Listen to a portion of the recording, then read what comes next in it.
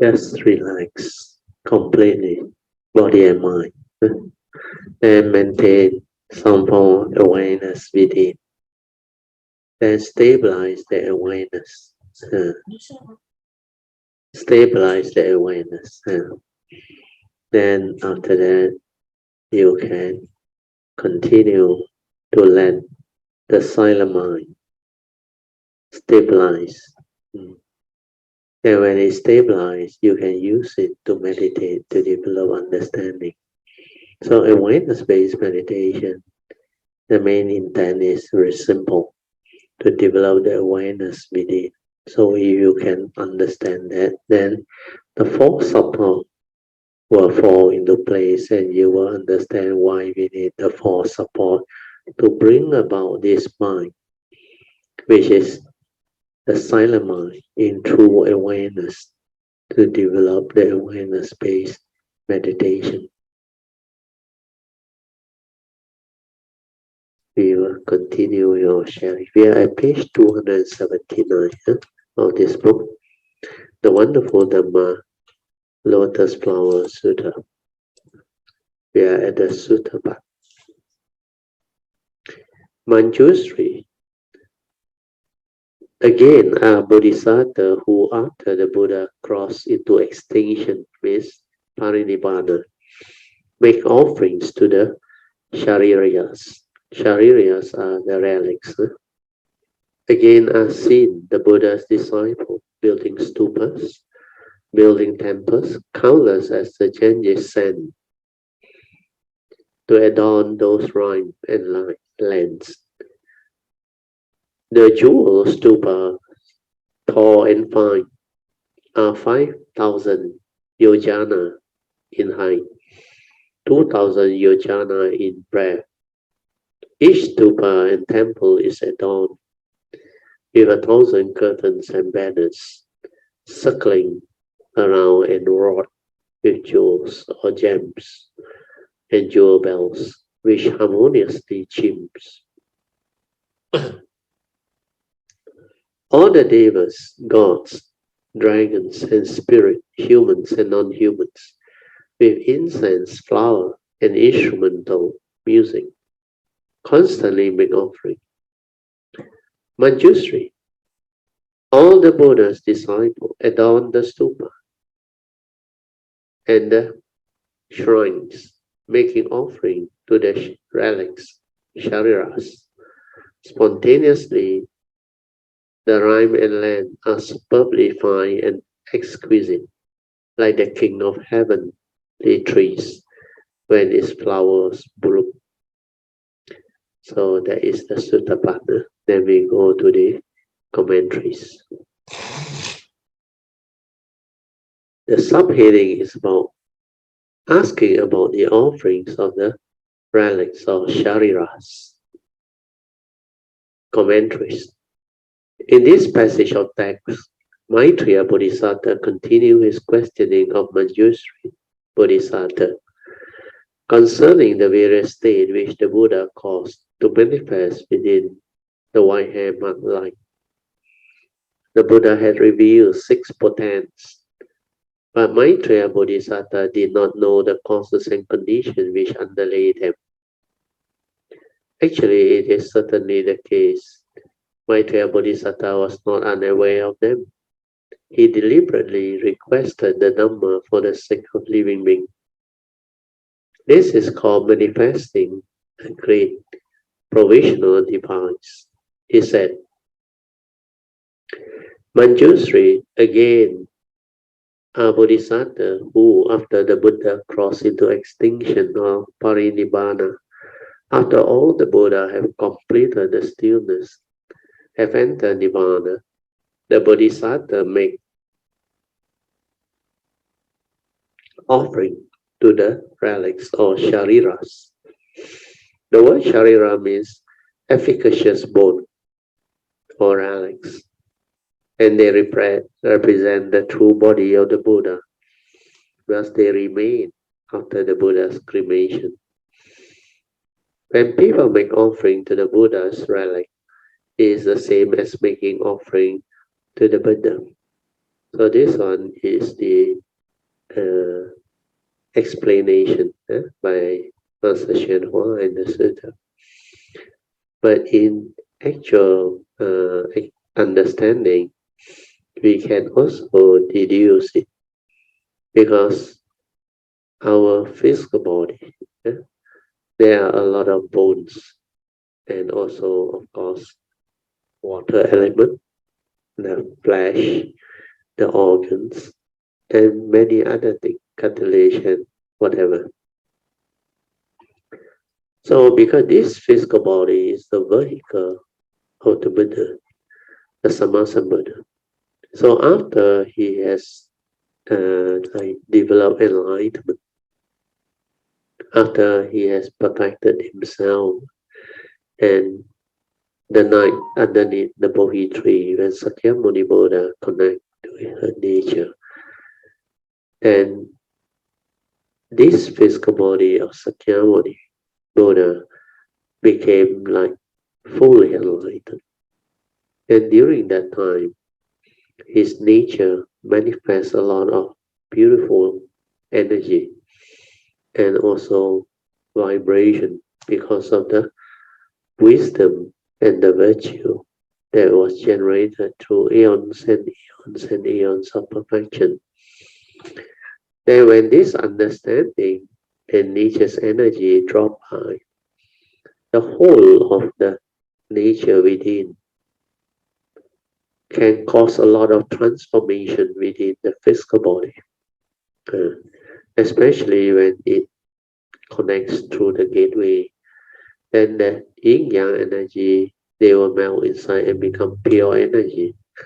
Then all this energy, they are very, very pure, wholesome, and beautiful. And because of the vibration and the energy and the condition behind, the whole physical body, especially the bones, they carry that vibration. That's why when the physical body is being cremated after the Buddha's parinibbana or extinction, relics will appear, and these relics are depending on the cultivator and the individual. There are many different types. Some are thought-based energy field, not the real wisdom-based one, awareness-based one. So it depends. But for the Samasa Buddha, theirs is pure wisdom and virtue. So the relics of the Samasa Buddha, their vibration are very beautiful. It can help cultivators of the way.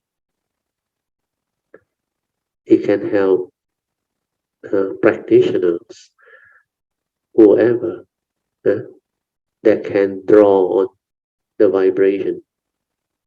Then it will manifest in a way that it can actually complement their need.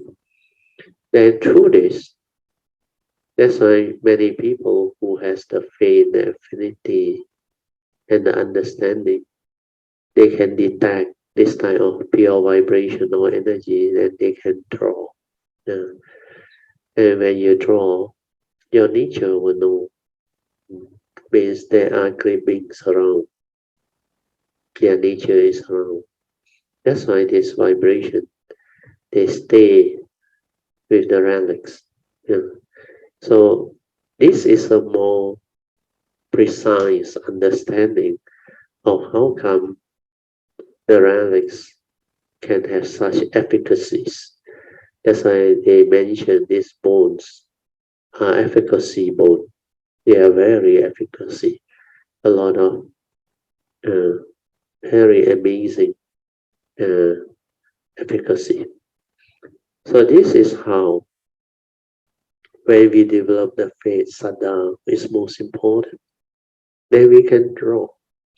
That's why when we have our retreat or our spiritual trip when we travel, or even at our way place where we meditate, or conduct our classes.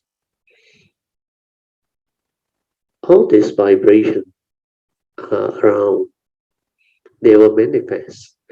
But you need to have the understanding and the cultivation in order to detect and draw. Then from there, we can manifest our own. Then through the collective consciousness, because sometimes we Kayamita, we move as a group, we come together as a group, a class and all those things. That's why we prefer, if possible, to have the physical class. It will help. There's a lot of different. When you are here, it's different again. So this coming 7th, which is 5 more days from now, the next Tuesday class is the 7th. And the 7th of June is our first physical class. For Tuesday class first, we try out for physical class. For Tuesday class first, then we see how it goes. So if everything goes on well, then Thursday class can also have their physical class. So now the only concern is parking. Parking is an issue. Then the second thing is maybe we can overcome parking by carpool and all those things. But the second or pertinent issue is the traffic jam, because traffic condition has returned more or less to pre-pandemic. So if you want to come for the physical class, you may have to come earlier, so that we can meet here. If you want to arrange for dinner or what, then you let me know. We have to do it earlier. Otherwise, we won't make it in time. But the best is come early. Then we have our potluck, our usual potluck thing, so that more and more Kayamita can get to gather and interact with each other than like before. The class is very different. We can have the puja offering, physically offering the puja, rejoicing, developing the faith. And when the class starts, the collective energy around, together with the nature's energy, many beautiful happenings can arise. That's why physical class, in a way, if we can have it, will be beneficial. Then after that, the sharing will be different too. When you're around, you interact, you can ask whatever question. Then it's more informal. Then we can share, we can discuss, we can participate in all this Dharma sharing. So these are the usual benefits that will come when we have back our physical class. Then after the class, normally there is a lot of fruits, a lot of nice small item food where you can have. And some of this you can take back if there is surplus. Especially my wife will go and buy the Brangan banana. I think Mita knows. The bananas are very nice, very special. It's from the Pasama. But because there's no physical class for the last 1 whole year, that's why my wife also didn't buy. Otherwise, nobody eat. We can only take maybe 2 or 3. Last time she buy a lot, maybe 4 to 5 kg at one time. But these bananas were nice. And other Kayamitas also bring very nice potluck sharing of food. Some are kueh and then some cook. Some of them cook nice bihun and all those things. So these are the things that happen. So hopefully the Thursday Oh, sorry, the Tuesday class, we can start on the 7th again. And we see how it goes. Then maybe after that, the Thursday class can revert back to physical class too. But we will have both the thing. The Zoom will still be there. Then the physical class will be there. Then we see how the adjustment is like. If it's back to normal, then I think Jinao can have more scope. He will use the camera to do the video shot. Last time, early days, the camera video shot that he did was very good. Focusing on having the audience and all those things. It was doing pretty well. Then, of course, the pandemic came, and we have to stop them. But luckily, it's a blessing in disguise because of the pandemic. We were forced to, the word force is not coercing. You got no other choice really. That's why you have to move in that direction. And that is what we mean by forced to move in that direction. So because of the pandemic, we had to come up with innovative ways to share, to have the classes. So of course, no more physical class because of the SOP and all the stringent requirement to curb the spread of the virus. So what the world come out with also was very effective. In fact, a lot of very innovative product came about. Even the e-wallet, the Zoom, and many of these skillful ways or means of adapting to the pandemic starts to evolve and come out and take off quite fast. So we have our logistic company doing deliveries. So all the food, people can still buy them through deliveries and all those things. That's why otherwise we won't move into it. Then it gives rise to employment, jobs and all those things. Of course, the adverse effect of the pandemic is a lot of people were affected. They were forced to shut down their business, and retrenchment was very common at that time. But it's also a blessing in disguise in the sense that we get to experience such civilization, such sudden change in the way we live our life. That's why they call it a new normal. We have to adjust because of circumstances, because of condition. So Dhamma is the same. Dhamma is not rigid. Dhamma is not static. Dhamma is alive. Life itself is the Dhamma. So when we understand Dhamma, we will understand life, where everything is in a state of flux. Everything is evolving, moving, changing, transforming. This is what nature is. Like my teacher, he used a very good description. He said, only mighty nature rolling by. No reality, not what you think. Everything arises and passes away, come and go, come and go. Certain phenomena is very fast. Certain phenomena take a while. But if you are mindful, you are aware, you have the silent mind, the awareness, you can understand, you can witness, you can develop a lot of understanding, and through that, the joy will arise, the faith will arise. This is what Dhamma is. Without all this evolving, moving, we can't see.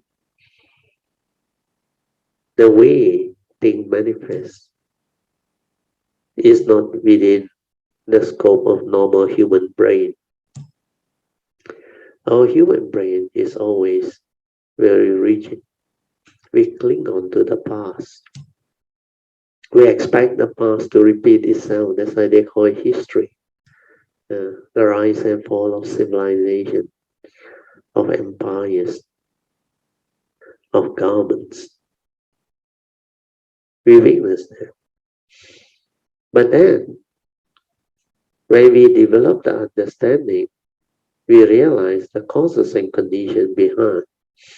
Fundamentally, is the same essential Dharma, like the three evil roots of greed, hatred, and delusion that cause the economic crisis, financial crisis, war, disruption in many things, like what is happening to the world. So when you are observant and mindful, when you have the Dhamma understanding, then you can understand. Then we can accord and flow. We can integrate. We can develop clear, beautiful understanding. And this is what we need to develop as a cultivator of the Buddha Dharma, so that we are not rigid.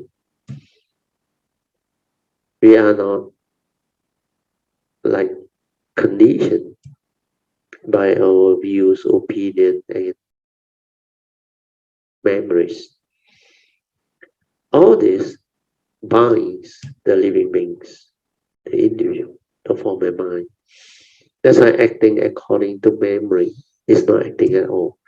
That statement, you must contemplate, reflect, and go into it, and understand clearly what memory is all about, and why I say that. Acting according to memory is not acting at all. Even J. Krishnamurti also understand that. But he didn't teach the second part. If we don't act according to memory, then how are we as an individual going to act? That's why as Buddhists, we act according to wisdom, following the Dhamma way, having right view leading to right thought, right speech, right action, and right understanding. That is the way to act. Acting according to understanding, which is wisdom. And the Dhamma way is what wisdom is all about. Dhamma is true. When you understand Dhamma, you understand truth. You understand the nature's law that governs life and existence. That's how everything falls into place. That's how the teaching is relevant to life. Life itself is our greatest teacher. So all this will become clear to you. It will sound beautiful, amazing. Then life becomes meaningful, wonderful. So this part is the added sharing for today. And remember, the physical class starts next Tuesday, which is 7th of June onwards. And hopefully we can get together, and more Kayamita can come and do the actual physical puja. The puja offering is very useful and very joyful too. And we can have our full chanting instead of just the short chanting. Full chanting means we invoke power merits because of the puja offering. So all these are in our chanting book. And when we go through this, it will evoke more wholesomeness towards kilometers and cultivators of the way. Okay, go back to the sharing.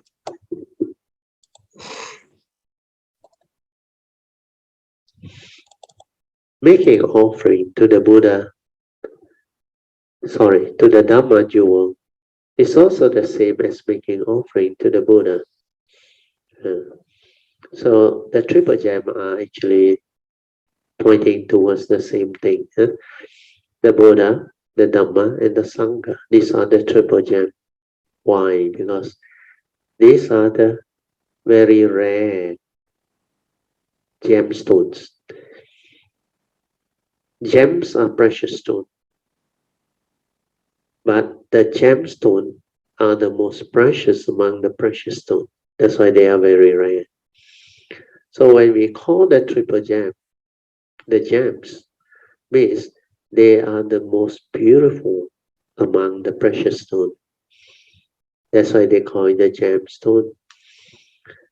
Which means the Buddha, Dharma, and the Sangha, they are very rare indeed.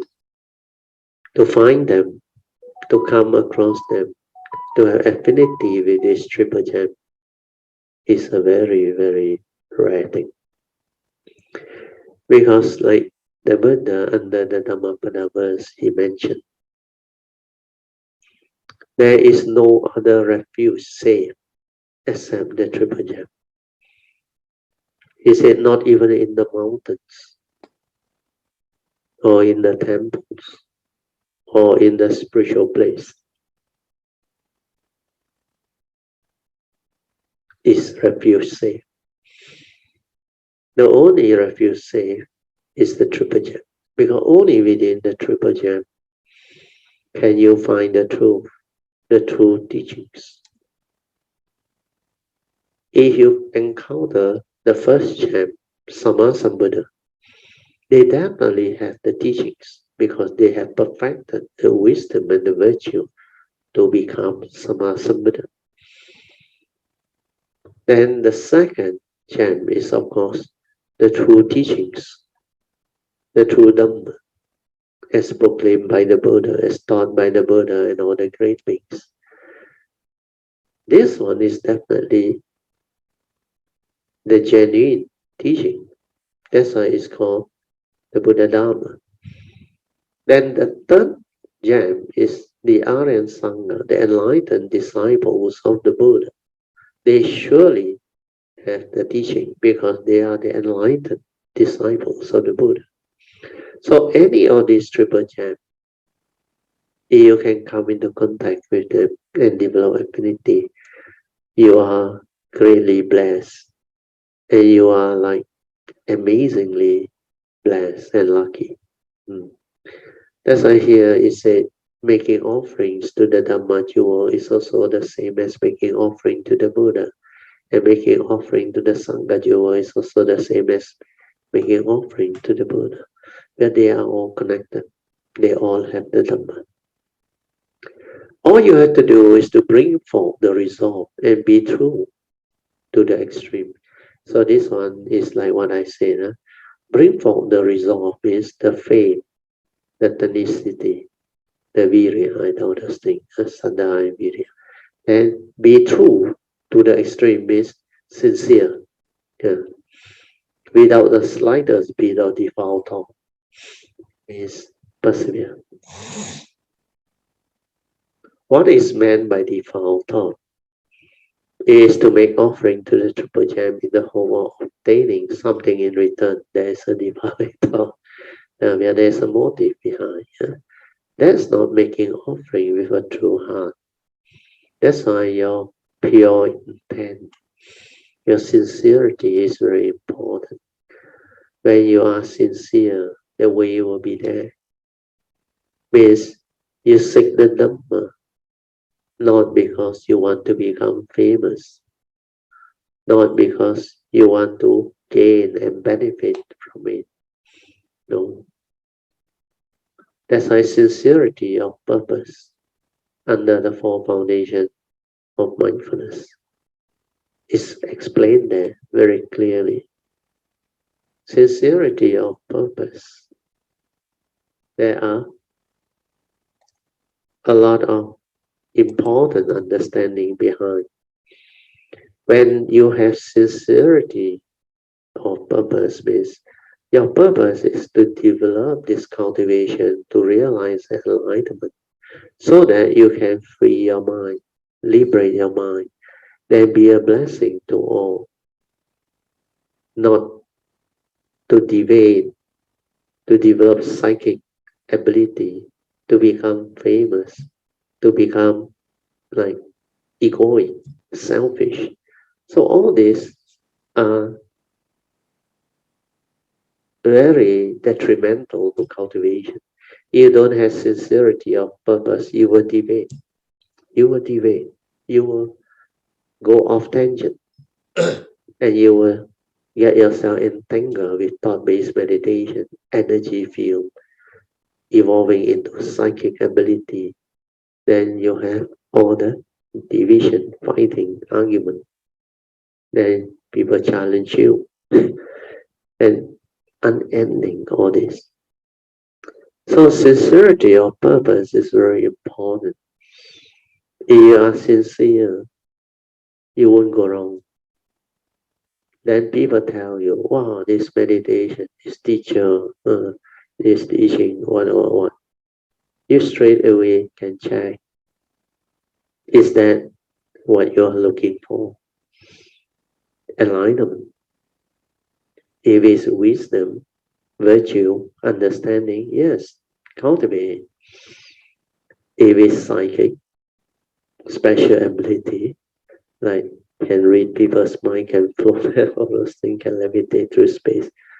You ask yourself, you develop all those skills, is it going to transform you wisdom-wise, understanding-wise?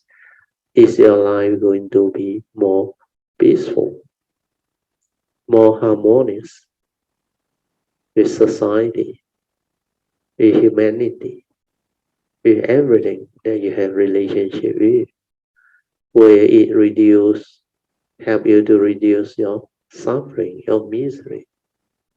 Where it elevate your understanding of life, allow you to live life, truly live life, beautifully and meaningfully. So these are the questions we need to inquire. That's why sincerity of purpose will prevent you from going the wrong way, from deviating. Without the sincerity of purpose, you become gullible. You become attracted to what people tell you. Then because of greed, you want shortcut. So a lot of people actually fall for it because you don't want to put in the faith, the energy, the virya, and you don't even really want to persevere. You just want shortcut. Hey, tell me what is the fastest way? Is there any magic behind? Then you believe and you go and do all those funny things. So these are the understanding that will enable the cultivator the way to keep themselves safe when they are developing the cultivation. That's why sincerity is very important.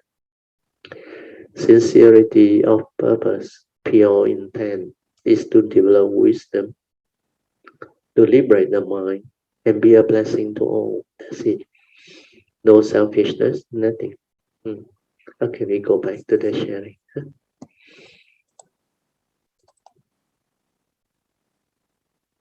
Okay. All of you have to do is bring forth the resolve. So this one we have gone through, and be true to the extreme without the slightest bit of default thought. So what is meant by default thought, we already say, with ulterior motive, means lack of sincerity. That is not making offering with a sincere, true heart. When you make offering to Triple Gem, you should feel making offering is my responsibility, my duty. Why? This is very good advice. I think here is more like gratitude. You say, I have food to eat. So it's a gratitude. The kindness the Buddha showed towards living beings is limitless and boundless. Dharma's kindness to living beings is limitless and boundless. And so is the Sangha's kindness. If the Triple Gem did not dwell in the world will be completely destroyed. Why? Because if the Triple Gem was not present, the Demon King would come into the world and destroy it. So all these are the understanding. So when you make offering, you must have sincerity. So in making offering to the Triple Gem, we should think, I eat every day. If no one make offering to the Triple Gem, how could I possibly swallow my food? As one of the Buddha's disciples, I should protect and uphold the Triple Gem and cause it to be free from all difficulties. Therefore, making offering to the relics, shariras, is just one of the ways of making offering to the Triple Gem. The other thing is also Dharma protectors. They are called Dharma protectors because they protect the Dhamma from disappearing from this whole system of ours. So, as cultivator of the way, practitioner of the Dhamma, the Buddha Dhamma, we are all protecting the sasana, upholding the sasana, so that this teaching can continue to flourish and remain in the world. The Dhamma protector will try to protect you. And most of these Dhamma protectors are beautiful beings. Most of them are devas who are also cultivators of the way, especially the way tall Pusa. He is one of the greatest of all the Dhamma protectors. And because of him, I think during the sasana, we were blessed by the Dhamma protectors. That's why as cultivator of the way, you are also one of the cultivator or practitioner that maintain the sasana, that enable the sasana to continue to flourish so that this Buddha Dhamma will continue to stay in the world. That's why Dhamma protector will protect us. And the other reason is also every time we do the sharing, we do the spiritual activity or cultivation, we will share merits, transfer merit, and dedicate merits for all beings. That's why they will rejoice. So all this chanting, all this cultivation, the sharing, everything, has been laid down and taught by Sakyamuni Buddha. That's why we inherit them, and they are so beautiful. Okay, I'll read on. Again, I've seen Buddha's disciple building stupas, building temples. So this is the title from the sutra and the commentary. I read them. Stupas are places where people may come and make offering to the Buddha's relics, because normally the cultivator, the enlightened beings' relics, especially the Buddha's relic, which is very rare, they are enshrined in all the stupas. So wherever you see stupa, you must make it a point to make reverential salutation. We call it, we pay respect and homage to the stupa, because it's like making offering to the relics within the stupa. That's why we were taught to chant this Vandama Chetiyang Sabbam. Vandami Chetiyang Sabbam. Sabbatanesu Patetetang. Saririke Datu Mahabohim Buddha Rupa Sakalan Sada. So the Buddha has taught us to chant this. Vandami means we pay respect to all the stupa, Chetiya, all the Chetiya, the stupa. Sabbam means everywhere. And Saririke Datu Mahabohim. So Saririke are the relics. Then Buddha Rupang Sakalang Sada. All the Buddha Rupang that we can recall to mind, the virtues of the Buddha and his perfection of wisdom. So all these are the four objects of veneration and we must venerate, we must pay respect, to develop affinity, to cultivate strong bond. That's why we chant, Pandami Chetiyang Samam Sabba Tanesu Patititang. Then, of course, in between is Saririke, Dhatu, Maha Bohim, the great Bohi tree too, and Buddha Rupang, the Buddha form or image, Sakhan Sadam. So wherever you see this four object of veneration, you should pay respect. You should offer your sincere veneration with faith. So all these are very good understanding practices. That's why when we go to spiritual place, we will chant.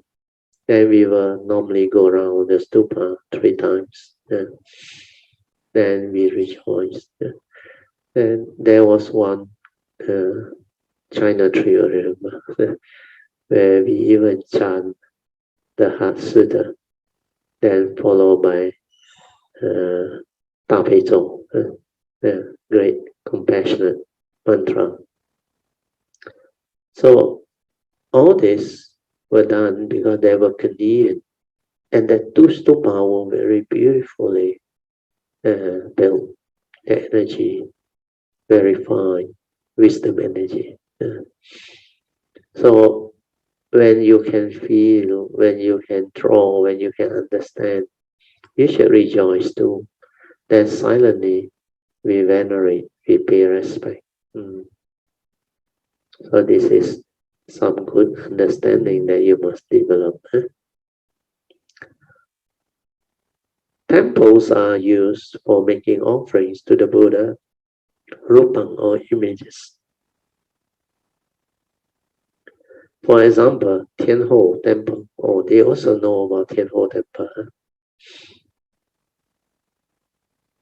Oh, this refers to the one for Chenon, I think. The Master Hsuan whatever. Tianho Temple here, the Buddhist lecture hall, is a place where many spirits are worshipped. And so it is called a temple. In this case, we are making offering to many Buddhas, as countless as the changes sent. They do not build one stupa or temple and leave it at that, but they build limitless, countless, numberless or numerous of them, as many as the changes sent to adorn those rhymes and land, so that they are extremely beautiful. Then we move on to the next part of the sutta. The jewel stupas, tall and fine, are 5,000 yojanas in height. How tall is that? One small yojana is 40 miles. Wow. That one is really tall. A medium-sized yojana is 60 miles. A big yojana is 80 miles. So how tall would 5,000 yojana be? Oh, that's really, really tall. Long ago, when the Buddha was in the world, the following incident took place. There was at that time a prick.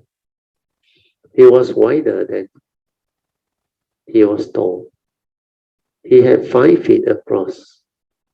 He was 5 feet across and only 2.5.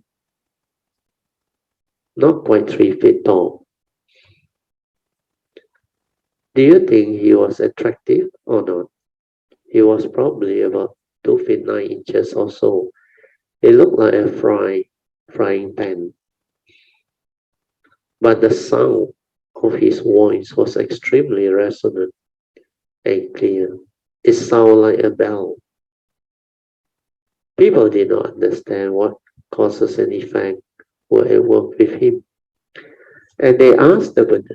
The Buddha smiled and said, in the past, limitless kalpas ago, he was also a Buddhist disciple. At that time, someone brought forth the resolve to build a jewel stupa, which was to be extremely tall. The man said, why build such a tall stupa? People won't even be able to see the top of it. For crying out loud. what use is such a tall one? If you build a stupa, build one and have done with it. Such a big one is really, in my opinion, utterly useless. Well, I will contribute a little something, not a whole lot. I will contribute the bell to put on top of the stupa. And that's just what he did, because he said that one sentence, why build such a high jewel stupa? Don't make it so tall. So in every life, he was born as a dwarf, never over 3 feet tall, because he had contributed the bell. His voice was extremely clear and resonant and sound like the chiming of the copper bell. So a lot of things in life, especially law of karma, you don't think it's funny. Don't simply say things, don't simply comment. The best is golden silent. Keep your mouth quiet. Don't simply open your mouth when you got nothing good to say or nothing wholesome to share. So this one is, I think, a good lesson to be learned. At least he donated the bell. They give him the credit of the very nice voice. That's why a lot of things has karmic consequences. You don't play a fool. Don't simply comment. Speech, especially speech. Sometimes the thought of it already coming. When I was, I think, when I was about to finish my first year university study, that time I was still studying. Then suddenly one day, I had this thought, where they were discussing about motorbikes, how skillful one can be. And that time I was very proud because I can really drive the motorbike very well with one hand. Sometimes both hands also no need to hold the handle. The moment I want to say that, straight away I knew coming already. Then I didn't say. You know what happened? The next day, I went out to Breakfield, and on the way back to University Blair, I drove the old federal highway. There were 2 potholes, very big. That time I was still holding on to the handle. I didn't let go my hand. Because of the pothole, my hand went off and I fell. That's why I knew. From there onward, I'm very careful. I knew certain things you cannot say. Because that nature inside, no. It already warned me.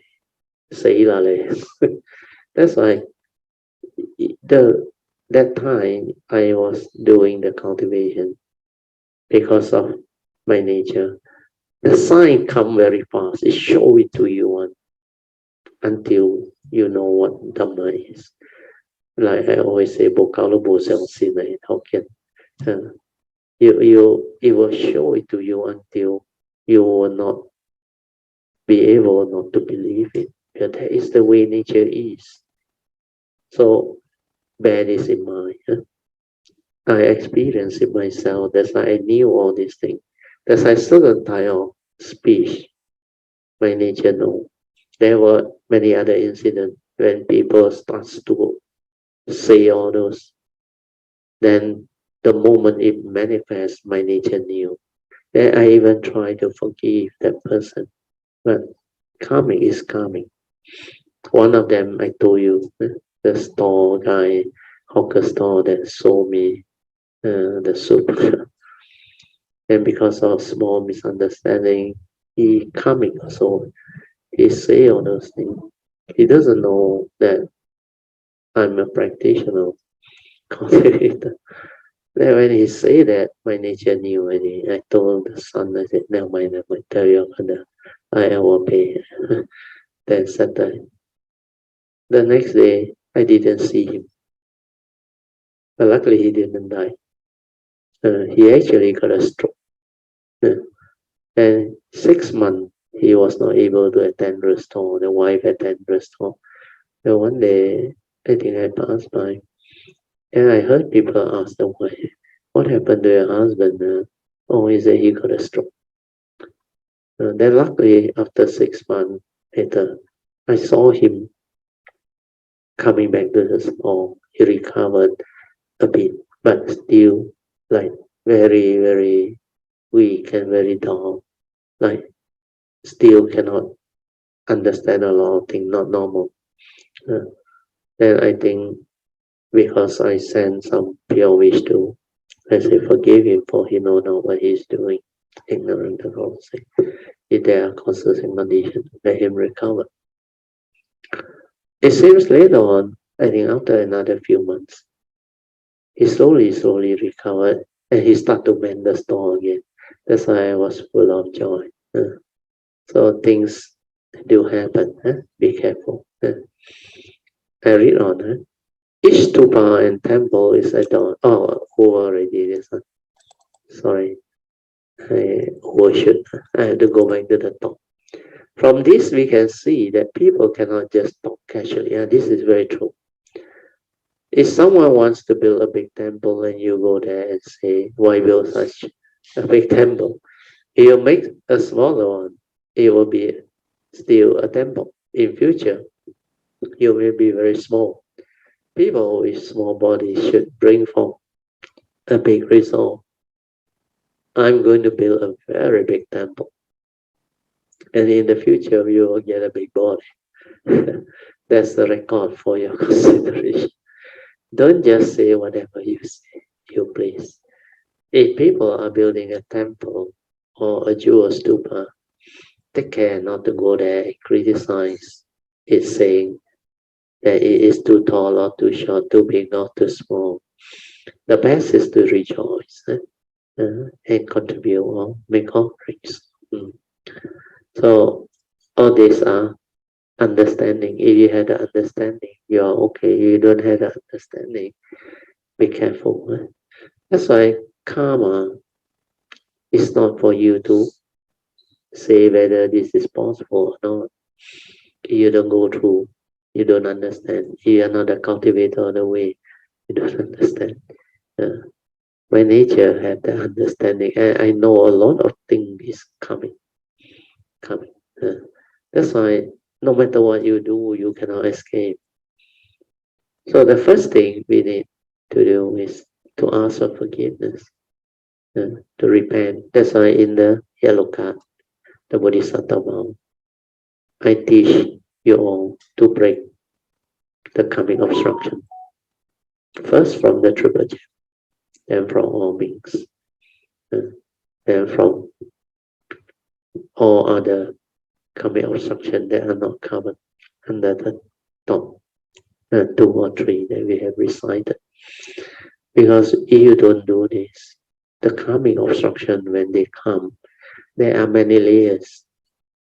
It really obstruct you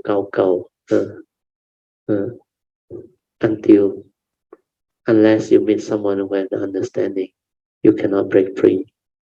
It's not easy. Even Pauline's case, you look at her, you know already. She was very lucky to clear all those hurdles. So all this understanding are very important. I read on. Each stupa and temple is adorned with 1,000 curtains and banners circling around, and wrought with gem and jewel bells with harmonious chime. Circlate curtains are streamers of netting, which are cylindrical in shape and hung from the ceiling. They may be embroidered with flowers, or they may have interstices in them. Panels are streamers made of cloth and hung before the Buddha as an adornment. When the wind blows, the little bells ring, and all the dragon gods and spirits, human and non-human, with incense, flowers, and instrument, the music, constantly make offering. Incense refer to various types of incense. They use this thing to make offering to the triple gem. Manjusri Bodhisattvas, all the Buddha's disciples adorn the stupa and the shrine, make offering to the relics. Spontaneously, the rhyme and land are superbly fine and exquisite, like the king of heavenly tree when its flower blooms. When the flower of the heavenly king of tree blooms, they are extremely beautiful and wonderful. Okay, we stop here. Huh? This is the sutta part.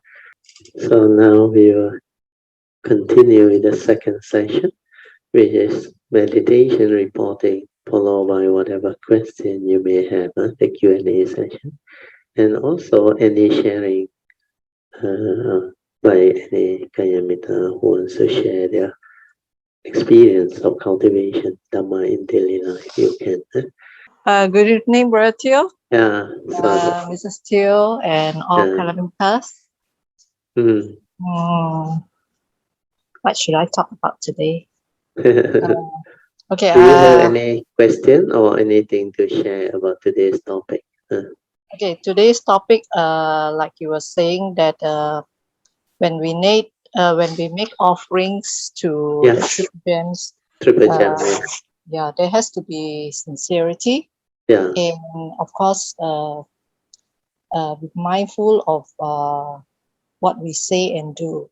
That, I find that is really very important because of our conditioning, or should I say my conditioning, a lot of times I'm it may be from my initial conditioning where I am very cynical, right? Correct, yes. And, before you know the Dhamma, and I could have easily said like what the short guy did, you know? Like, why do you need to make such a big temple and all that? Actually, that was precisely that came across my mind. I said, you see, there are so many temples that they built temples after temples, bigger, bigger and bigger. Is that due to our ego, or is it because of the sincerity to make the such a magnificent offering to the whatever we believe in, you know? So like what the Dharma says, we have to be very careful with our thoughts, you know, as we do not know what karmic consequences that may karmic consequences may be trigger off from what people who are deluded say. Like you use the word cynical, is very true, because deluded people are very cynical. Sometimes they think it's a joke, they make fun of it. So that joke has its karmic, because when you say something that is against a virtuous, wholesome action, the karmic can be very severe without that person knowing it. So a lot of things in life, in nature, unless you're a cultivator of the way, you don't understand all this. That's why sometimes you cannot simply say things. Even as a kid, when young, I have seen before, some of the children, the kids, when we were playing in the, you call it the secondary forest or one of the bush area, the kampong area, you know, you run around. And some of these are, I think, small trees, they have devas, and they don't know. They go and simply say things, make fun and all those things. Then they get into trouble when they go home. And there was one guy in a Chinese temple where they were medium doing the chanting, the medium chanting, the invoke the deity to take over the body, the medium's body, and help to heal people and let people develop the understanding and the faith to actually recover from their whatever disease, sickness, and mainly due to karmic hurt. So they were not careful. I remember when we walked in as a group, I think 4 or 5 of us, 3 of them saying a lot of very negative, vulgar things. Yeah. Then when we went out, not long after that, we actually went out back to the main road where there's a federal trunk road from Alastar to Penang. It seems when he want to cross over to the other side the river there, to do not look at something or to maybe see whether the tide is high or not, can swim or not. They all landed. 3 of them all kena accident, banged by a passing vehicle. That's why I cannot simply say things. And there are also many other incidents. So karmic, we have to be very careful. So like PJ gave the very good example is, he said before she know the Dhamma, she tend to be very cynical, and these are the things she know already, likely she will say one. But luckily, no conditions for it. That's why it doesn't really manifest. But especially when people develop wholesomeness to do certain things, do not simply comment. That's why nothing to do, better keep quiet. Golden is, silent is golden. Unless you have the Dhamma, you have the understanding, you can speak tactfully and with understanding, with wholesomeness, then no problem. Otherwise, we really do have to watch our speech. Speech and thought process, they are very powerful. Sometimes the thought itself is strong enough to cause this type of thing. So you need to go through the cultivation to understand all this. All this, a lot of this that I understand this line was inherited from my past cultivation. That's why I can sense things, I can feel things, and things that are coming, my nature can sense and know. Then a lot of things, people who don't have the understanding, they may not understand. That's why in the early day, I told you all, I was reluctant to come out to share, is because I knew these are the people who normally stay at the back of the Dharma class or Dharma session. Like you go to temple, if somebody come and give a talk, it can be a monk or lay people or whatever. Then normally at the back of the audience, there are some, the type of comment you hear, you really knew the karmic can be very severe, but they don't know who the speaker is. So at that time, I already knew all these things will happen. And what I have understood and realized is almost the opposite of what the Buddhist norm, I believe to be the true teaching or the true practice. That's why I was reluctant to come out to share. I keep on telling you, Chan, rejected for 3 occasions. I said, never mind, let things be. Unless there is condition, no point. Because the concern is not to cause unnecessary karmic obstruction to people, where people may not understand. That's why after the 3rd time I rejected her request, my nature suddenly arise and tell me, hey, it's about time you come out to share, because it's already 89 to 2004, 15 years already. I have been lying low, didn't do anything. And just like what the Buddha went through, somebody told him, there are some with little dust that can understand what you say. Then my concern is more of those who cannot understand, simply sitting at the back. Well, I'm just a lay person, not in anything, no rope, nothing. And that's the way it has to be. So because of that, my nature had to reflect and contemplate. That's why the 3 conditions that I wrote in the website. I said to Yunchan, we can have it, the class and the sharing, but I want these 3 conditions to be accepted. Then we can go ahead and call it Dhamma sharing, not a one-way traffic with authority. Then no right, no wrong. Then we make use of whatever that is beneficial, and everyone just move. And this is genuine sharing. So that's how they started. Very good, PG. You continue. Yeah, Sadhu. Yeah, Bratio, perhaps I will talk about our visit to Kachana. Kachara. Kachara. Kachara. It's my first time there. Okay. I've seen the Facebook. And you have seen the Facebook. Oh, I didn't write anything about it. I was also there for the first time.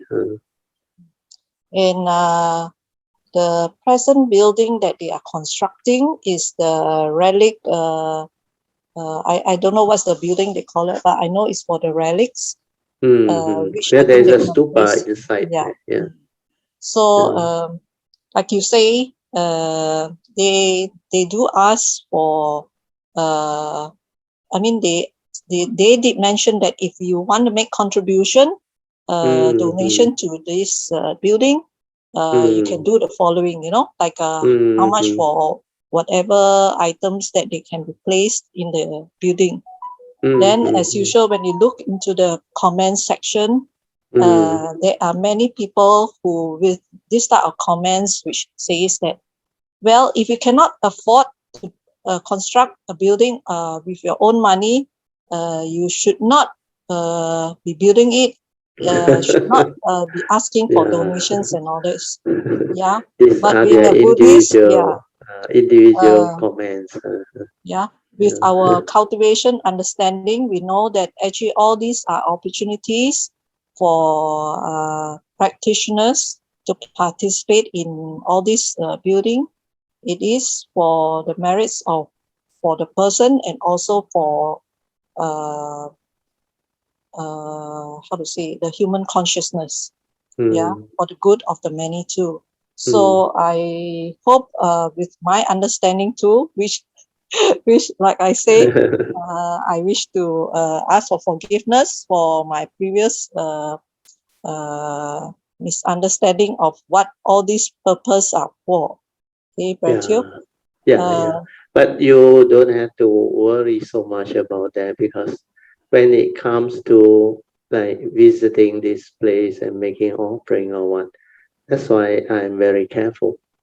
If I don't know the people behind it, I don't make offering. I just show my respect, I rejoice, and I silent, and I feel. That's it. But more important is you have to understand the people behind, the organizers, the people who are responsible for all this way place. Because sometimes if we are not thankful, not careful, there are some, not to say don't have, because the committee that run the thing may not be true practitioner of the way, cultivator of the way. Then there are also incidents of certain type of newly established, I think, way place or temple. Or I was told some, they actually started group of lay people. They wanted, then they were very keen. Then they start to raise fund and all that thing. But when the money become big, they actually starts to have its effect on people.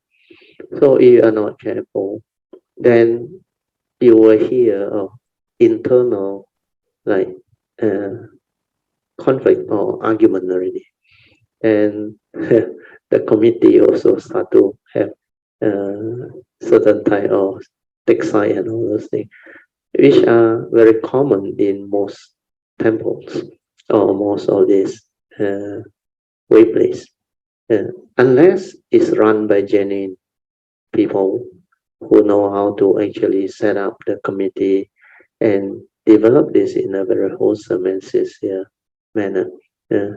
Then there was one which was, I think, quite bad. Was they even rope in the monks to come and become advisor.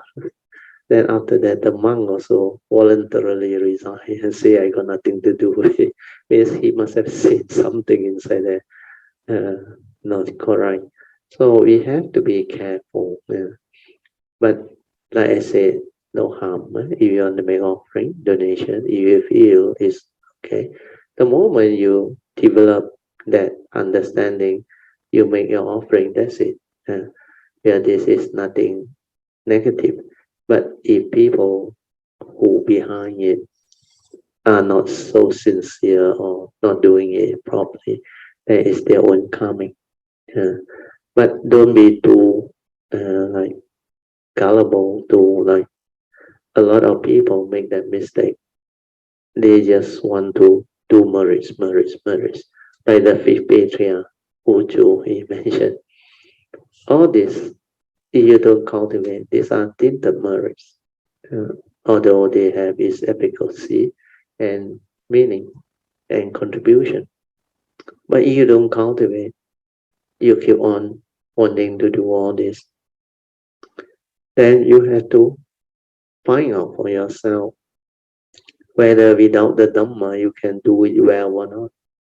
Because by nature, without somebody spiritual with the Dhamma behind, all this type of thing will fail, sooner or later fail.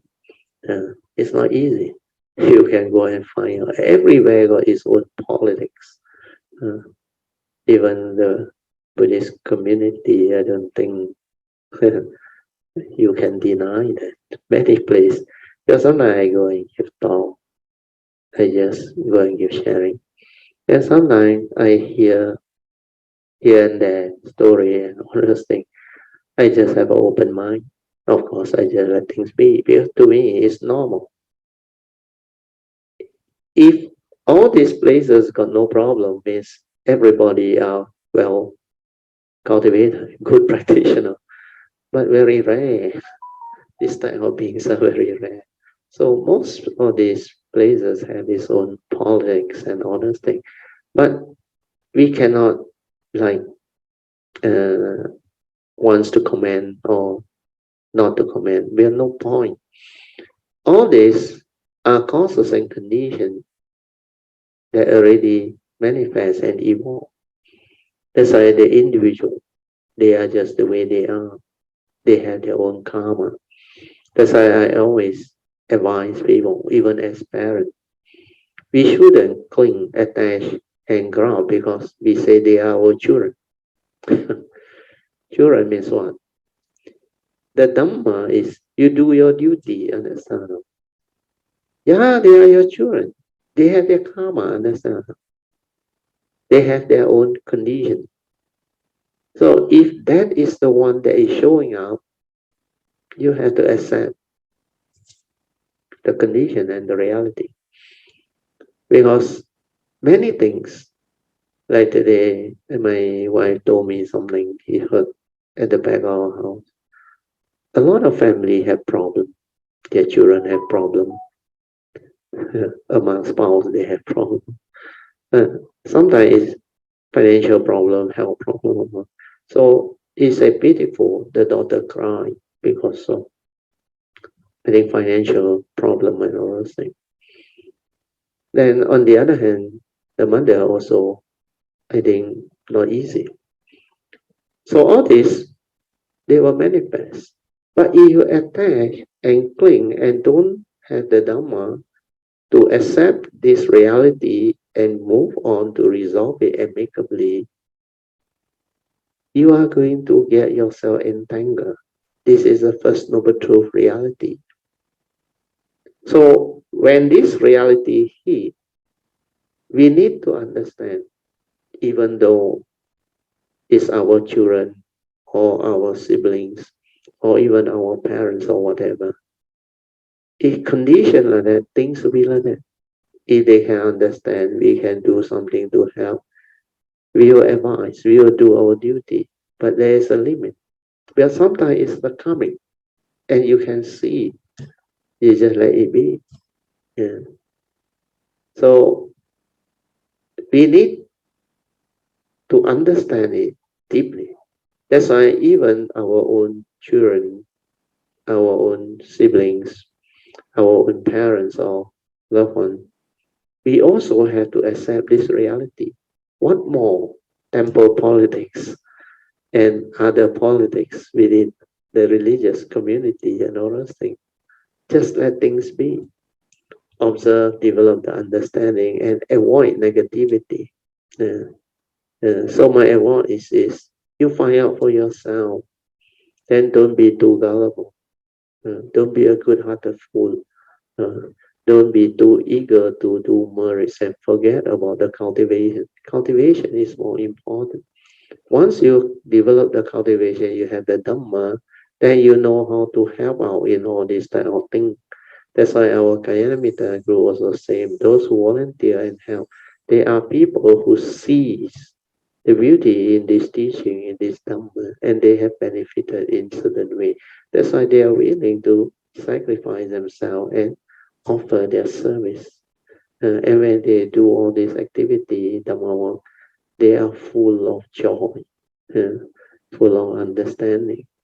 So these are very important understanding and beautiful sharing. So Pichi, good that you bring this up. So sadhu to you. So my point is to add on to what you have shared, which is very good. So all this understanding must be there. Then when we go to some of these way places, if it's a new one, like we don't know, we have to find out the people who set it up, the committee behind, and how they actually evolve all this, then how it benefit people. Because the area is quite nicely built actually. I do not deny that. But just now, I think Chin Hao was not with us. Chin Hao come in, he told me some story which is, you better ask Chin Hao himself. Because he also interact with people there. Here he knows some of them. Then one of them is, I think it is better not to say anything more. We just let it be. So sometimes there are causes and conditions behind a lot of things, but for what they have done is already very beautiful, very wholesome. My nature rejoiced when I was there. Then I can feel something, but it is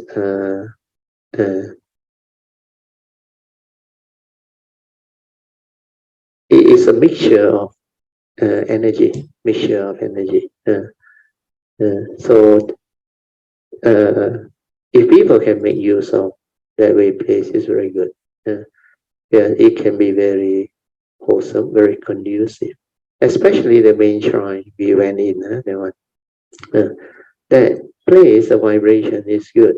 Then of course the stupa there is some minor vibration. Then the whole place is quite quiet, quite peaceful, quite tranquil. Just the way it's built. But I didn't see that much activity. There are some activity. Yes, I don't know the details, the program and all those things. But I saw on the notice there a lot of donation things.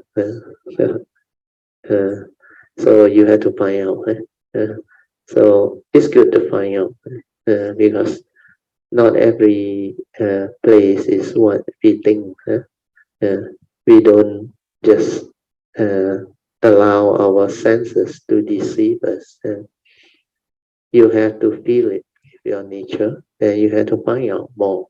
Then when you're sure already, you can go all out to support and do all those things. Okay, PG, you can continue. Yeah.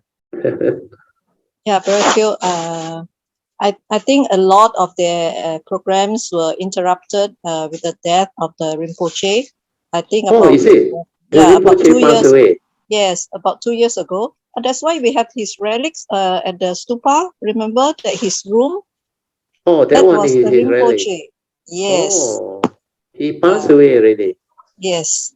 Oh, He was the one who is instrumental in setting up how to say this place itself. The past 7 years was him. So we are total about 9 years. They told us 9 to 10 years that place. Oh, no wonder. Now I start to understand. So that's why I think everything slowed down. Yeah. Yeah, when he was around, that place was quite well built. Yeah. Oh, no wonder. Oh, now the picture fall into place. Yeah, Bertil, that place actually, like you say, is very charged with energy. What kind of energy is I won't speculate. Separate. So I will That's talk I say about mixture. Yeah. I think I will talk about my experience itself in the place. Yes. Sadhu. Of course, the main hall itself, it was a very wonderful place to be. Yeah. That place is very beautiful. And the beautiful Manjushri Bodhisattva. Okay. Also, the vibration there is very conducive for the vibration is very good. And all those things. So, very well built.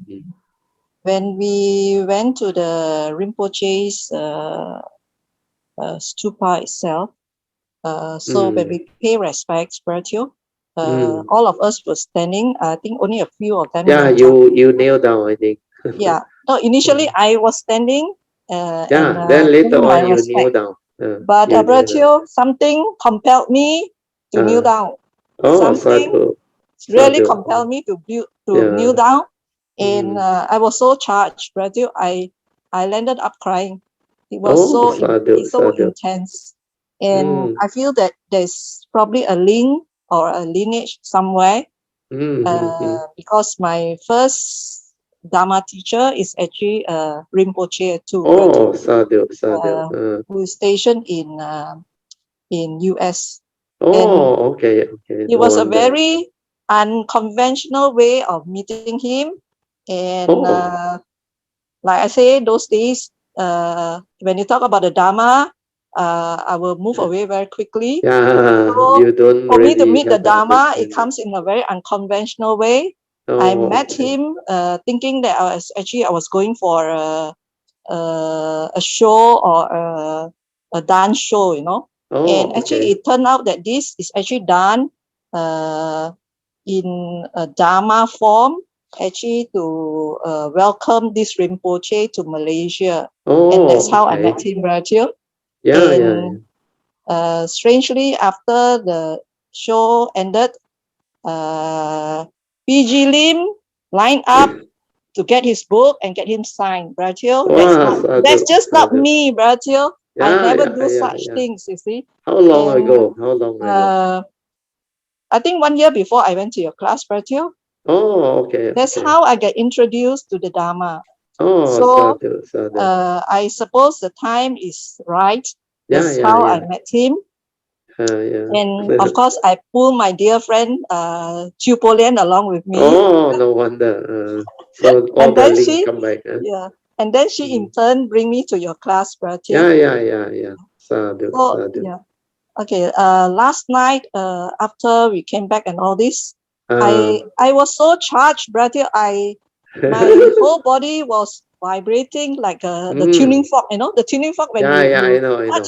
It vibrate the whole night. Really, the whole night. Yeah, but means you have affinity. You have affinity, the Rinpoche. I had very good sleep, Rachel. For a long time, sadhu. I just knock out and I had a very good sleep. The thing about is this morning, when I was doing my puja, okay, I finished all my puja, my bodhisattva vows, and when I was saying my asking for forgiveness, Rachel, I knew that there's another shift again. Oh, sadhu. Yeah. And when I do my sharing of merits, Rachel, I really break down. Oh, yeah. Sadhu. I really cry, Rachel. And with that understanding, it's like the Dharma is not one direction. Yeah. It is the Dharma doors are limitless. Yes. We can find the Dharma in different ways, different forms, you know, and from different people. So I do not know what I do in my past. I mean my cultivation itself, my Dharma cultivation. So I just accept what I've done previously, and then to make sure that in this cultivation itself, I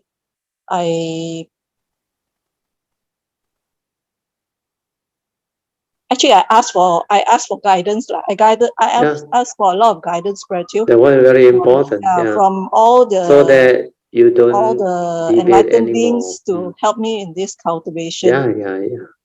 And I know that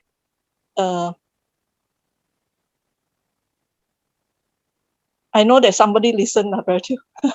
Sadhu. Yeah.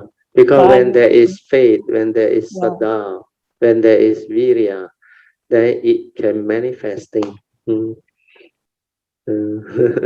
Sadhu. Like we say in our Dharma cultivation, I have now become much more silent, Rachel. Yeah. Can see. Yeah. It's becoming much deeper. Like especially like when I do my chanting itself, or when I am reading my Dharma books. Yes. There seems to be a deeper understanding. There is a big change in you, shift. Because your views, you have started to develop the straightening of the views, and you have seen how you can now correct all your earlier, what they call, just now you use the word, the word you use, and what was the word? I forgot already. The beginning of the sharing, you used the word cynical, was it? Yeah, cynical. Cynical. Yeah. I'm very cynical. You can root that one out already. Now you will never think that direction. You will never go that way, because you can see it already, and your understanding is already there. That's why this type of transformation is deep within. Deep within. Then it can root out the habitual tendency of our mundane mind, our mundane conditioning, the views, the opinion, the conditioning, all this, you can only root out after your faith has developed, your understanding has developed, then the transformation happens. Means character-wise, personality-wise, understanding-wise will become different. You will start to straighten your view, and you will start to do things that is no longer the old way. And all those habits, cynical thinking, or all things of the earlier part before the Dhamma come to you, they will be all rooted up, and it won't arise anymore. That is the real cultivation. Otherwise, you will still force yourself to not to do that thing, not to think that way. No point, because these are all suppression, trying to control.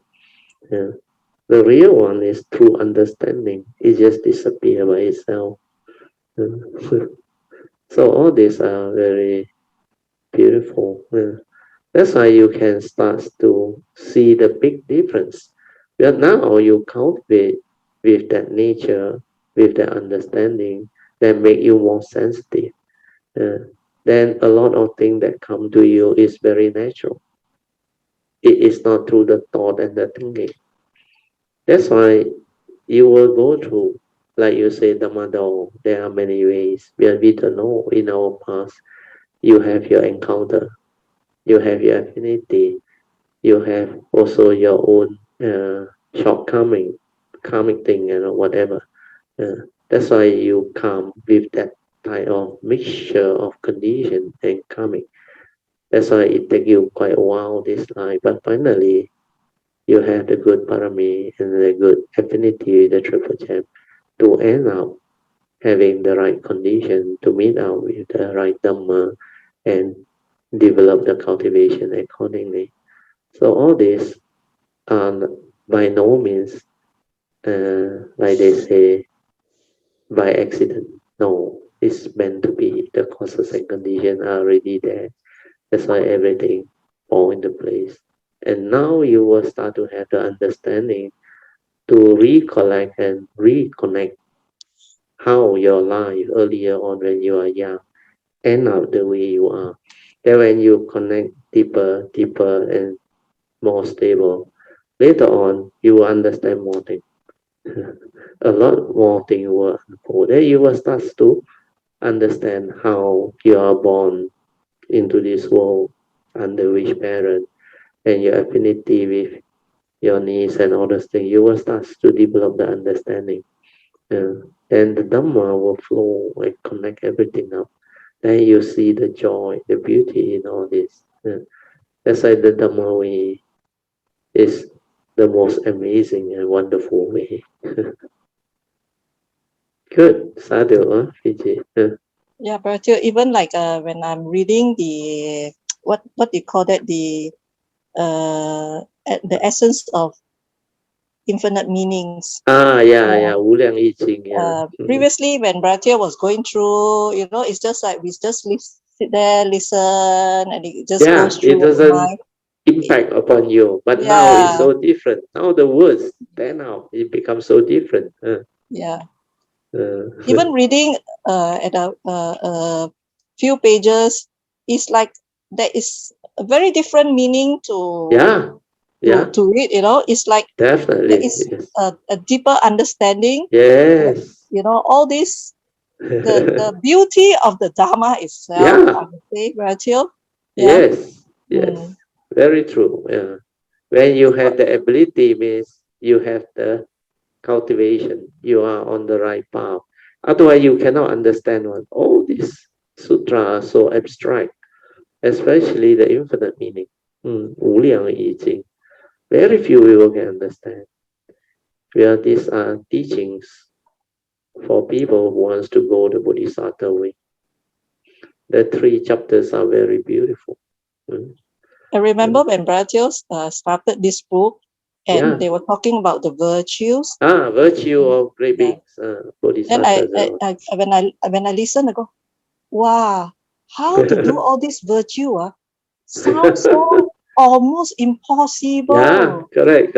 But now it's different, isn't it? Yeah, now that I read over, I just rejoice. Then your faith is already there after you experience all this. You know it's possible. No problem at all. Can be done.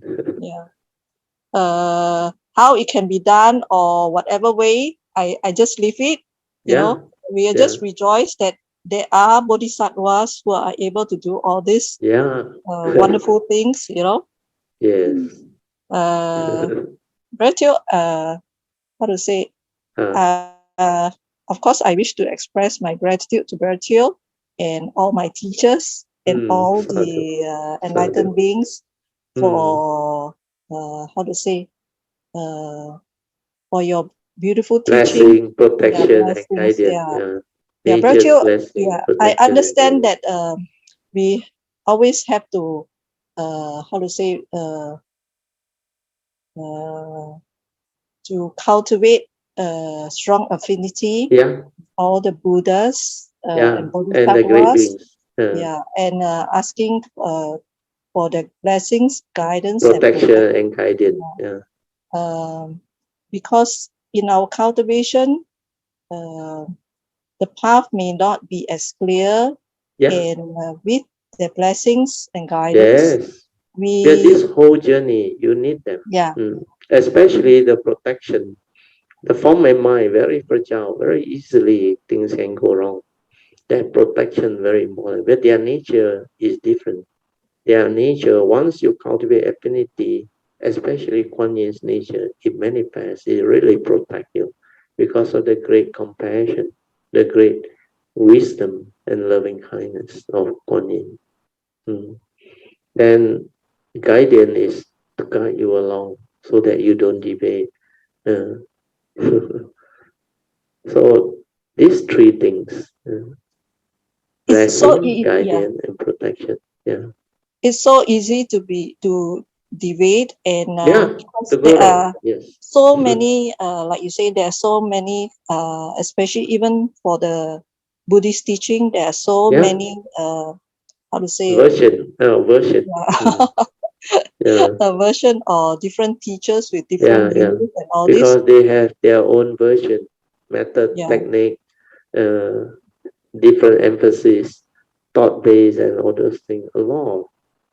Even the division within Theravada is so many. Theravada alone, so many branches and division and sect. Then after that, Mahayana also a lot of sect, a lot of version, branches, and all the division. They got different teachings everywhere. Then of course Vajrayana, another very complex one, complicated one. But so far, I think it's still okay because the Dhamma has evolved. I think following a better path. So looks like things are changing. The consciousness is evolving for the better. Even within the Theravada tradition, the Mahayana tradition, many things are moving towards the correct understanding. I realize this is happening. Not like earlier on. Earlier on, I think, during the 80s and 90s. Wow, that time. That's why after that, I did not come out to share. It was because the teaching at that time was so complicated, so mixed up and messy. But now it's easier, a lot easier. And most things are falling into places.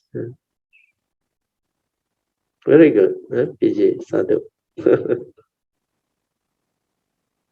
Yeah, you can continue.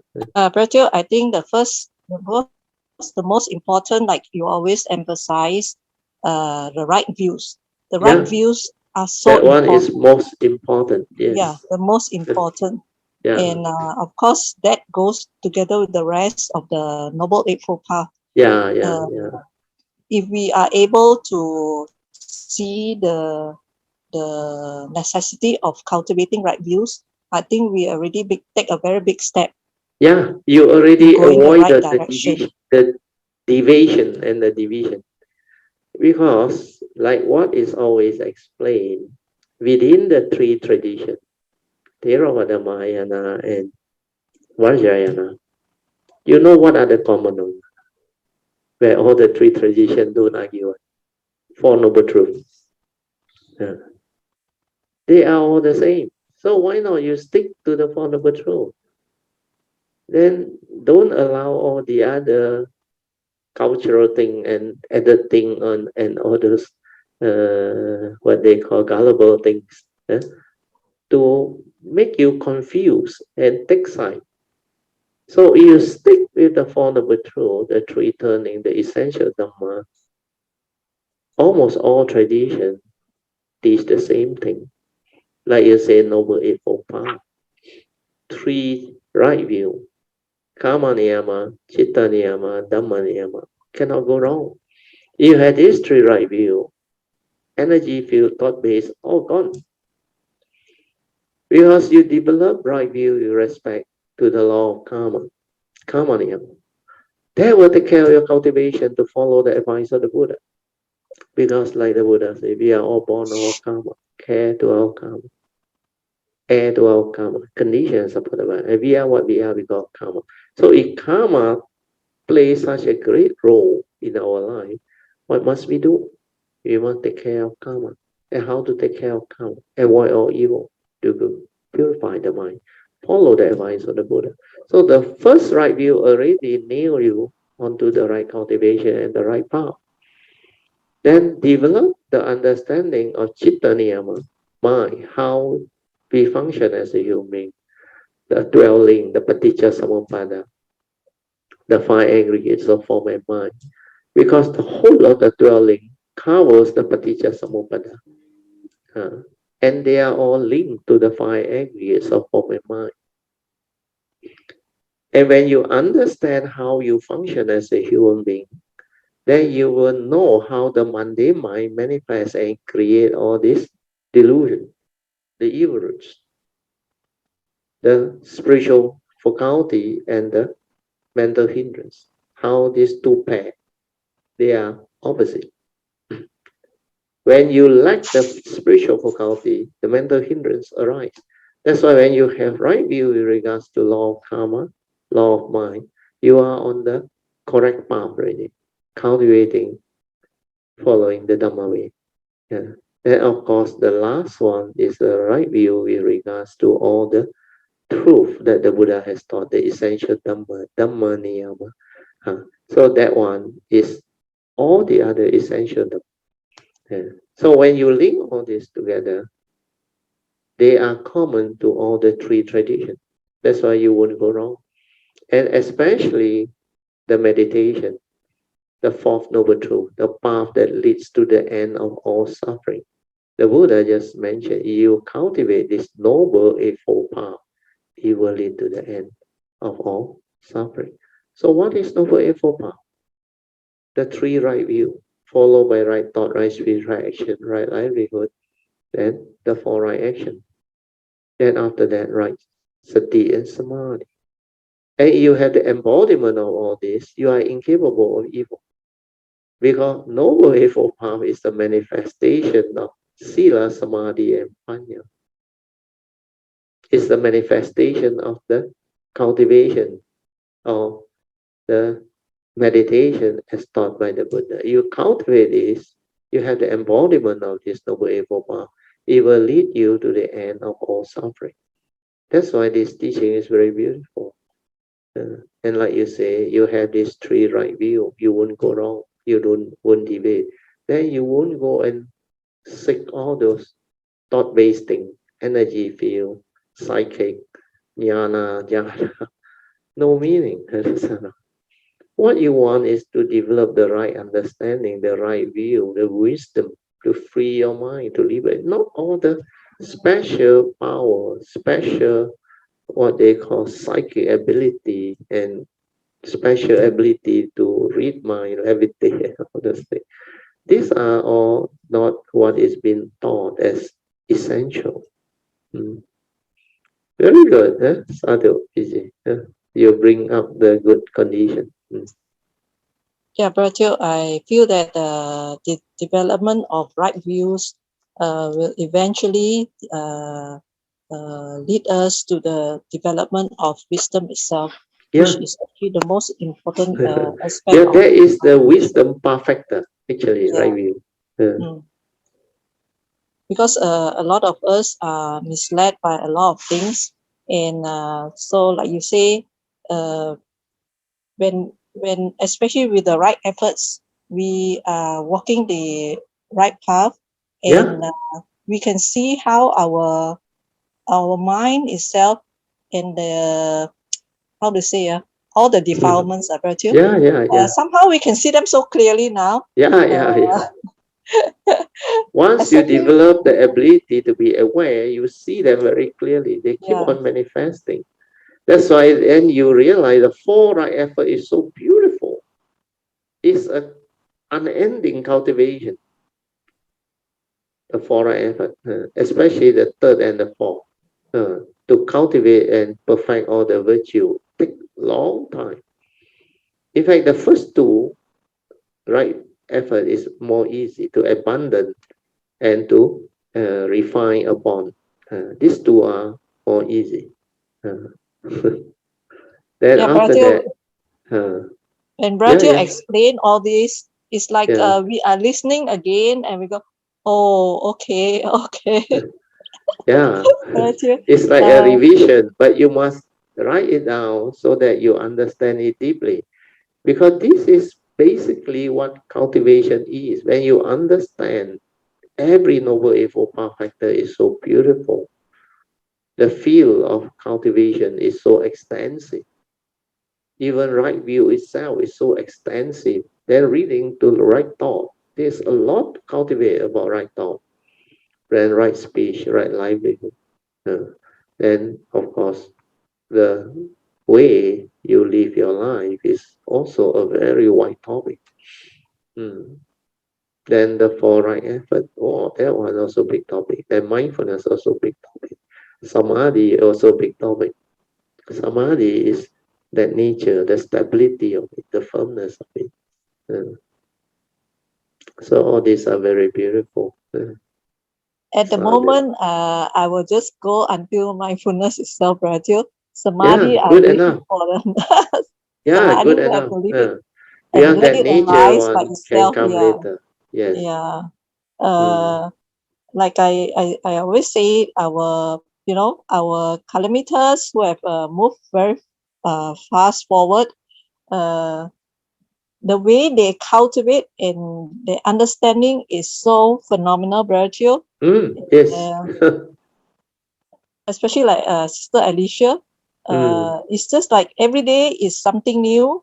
And when she says that daily life is the true cultivation, it really shows by itself. So from that itself, I used to reflect why she used to say that. But now for myself, I can see that it is true.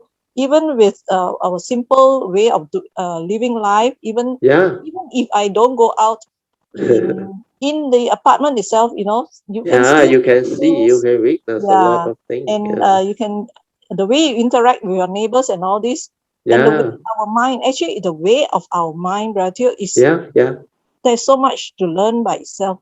The way our mind manifests things, the way we think, so much to learn. Yes. That's why with mindfulness, the awareness nature can see and understand all this. That one is the one that can insight into phenomena and awaken. That one is the one that separates you from being drawn by the heedless thinking mind, the delusion behind. The awareness wake you up, separate you from the mundane thinking. And when it separates you from the mundane thinking, this awareness nature is the pure energy, your nature's true energy, the pure energy, the awareness. That is the one that can allow you to separate from the heedless, mundane thinking mind. That's why you need to cultivate and stabilize the awareness nature within. Then when that one become more and more dominant, the mundane mind become weaker and weaker, and finally it just cannot manifest, and it will collapse, it will cease. So all this understanding, they will unfold. Sadhu, very good. I was listening to one of your talks, Pratil. Very clearly you were saying about being conscious of life, and the awareness is two different things. It is very true, Pratil. Yeah, that talk is very, very good. That talk, in fact, a lot of people have listened to it. Even a lot of people outside our Kayami town. Now I think it's 2,000 over. That one, the difference between awareness and consciousness. There are very few people can understand. With that, I think I'll end my sharing. Okay. Yeah, it's getting later. It's 10:35. So let us rejoice with the good sharing by Sister PG. Sadhu, Sadhu, sadhu,